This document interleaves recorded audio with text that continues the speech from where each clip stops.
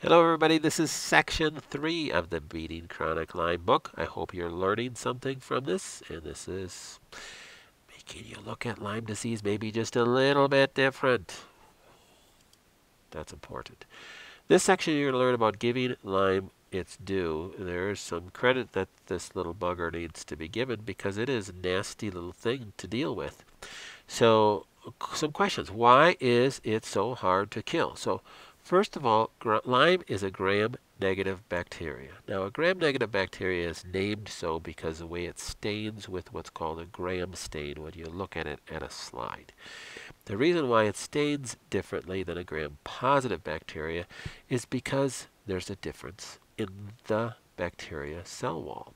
So the cell wall, the cell membrane of a gram-positive bacteria, seen on this slide, to the left, we won't talk about. The gram-negative bacteria is the one that we have interest in. The gram-negative bacteria has another membrane around that cell membrane. And it is a membrane filled with what's called a lipopolysaccharide. Now, a lipopolysaccharide is a type of fat sugar combination. And we won't get into the organic chemical component of it. But it's important to note because if you kill a gram-negative bacteria, you liberate a lipopolysaccharide. Now, understand, if we're trying to kill cancer cells, you have that cancer cell is lysine or any other thing that you're trying to kill, a virus or a bacteria. You're breaking down that cell of that organism, and you liberate what are called endotoxins. An endotoxin means a toxin from within, meaning that it isn't like a toxin exposure to heavy metals or something like that. It's an exposure because of your killing cells within your body. So even waste given off by cellular metabolism is a type of endotoxin. So our liver is made to deal with these endotoxins, and we get rid of them through our liver detox pathways like you'd get rid of any toxin in our body. But the problem with gram-negative bacteria is the lipopolysaccharide. The lipopolysaccharide, once liberated, can elicit an immune response by itself.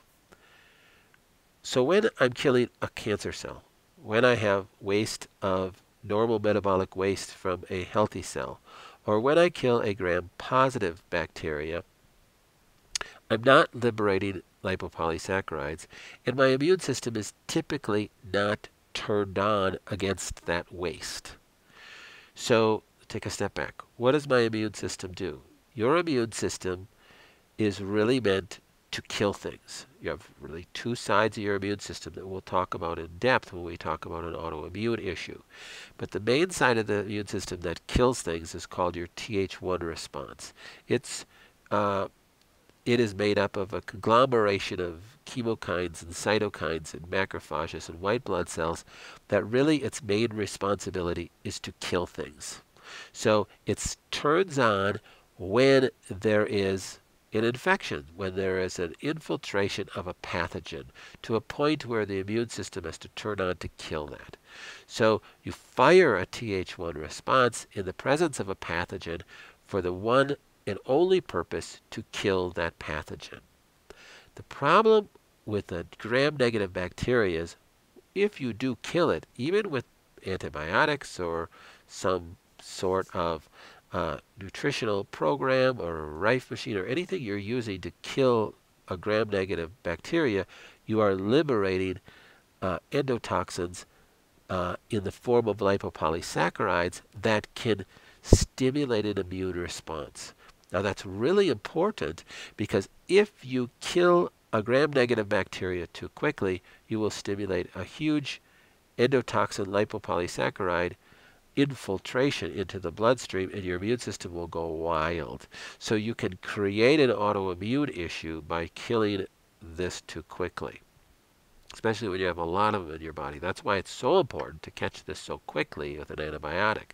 So the more it proceeds to replicate in your body, the greater amount of lipopolysaccharides that you're going to liberate, and the greater chance that you're going to fire an immune reaction that's going to cause a huge inflammatory response in different parts of your body. There's also, so it's hard to kill because it's a gram-negative bacteria, but there's also a multitude of co-infections that go with it. Even here's the four main co-infections of the Borrelia, but even in these four main co-infections, there's multiple sets underneath each one of these. So like I've said in my set of testing kit that I use for Lyme disease, there's over 100. So it's just, it gets really messy when you're trying to kill Lyme. You're not just killing the Borrelia, you're killing all these other things as well.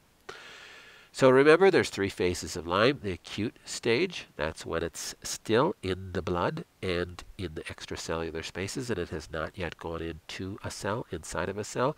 Chronic stage is really when when the first bacteria has entered into a cell. Autoimmune system stage is when you have an autoimmune response. You're starting to kill self tissue because you're now creating antibodies against self-tissue because your immune system couldn't find the Lyme, and we'll talk about that in depth. Remember what I said about acute stage Lyme? Get it treated with antibiotics. That's my belief right off the bat. You have a window of opportunity that is going to close quite quickly.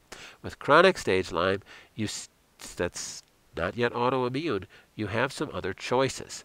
So this is where people will argue with you. Maybe you don't know it, but you have autoimmune stage Lyme. You've tried all these different possible helps like cat's claw and vitamin C and garlic, yada, yada, yada. And it's just, you feel better for a few days and then you seem to crash. It just never seems to work. You never get beyond, a certain stage, and you just keep crashing and you just feel like a yo-yo. Whereas, your best friend had Lyme disease. They used cat's claw, knocked it right out, and they were just fine. Well, because they caught it in the chronic stage. You might not be in the chronic stage. If you're having trouble by using immune stimulators, vitamin C, cat's claw, echinacea, garlic, olive leaf extract, etc., that are great immune stimulators, you might already be autoimmune. Most likely you are autoimmune. That's a huge sign that you're autoimmune. We're going to discuss this at length, so stay with me with this. All right, I hope you're getting a lot out of this. We got so much more to do. I'll see you at the next section.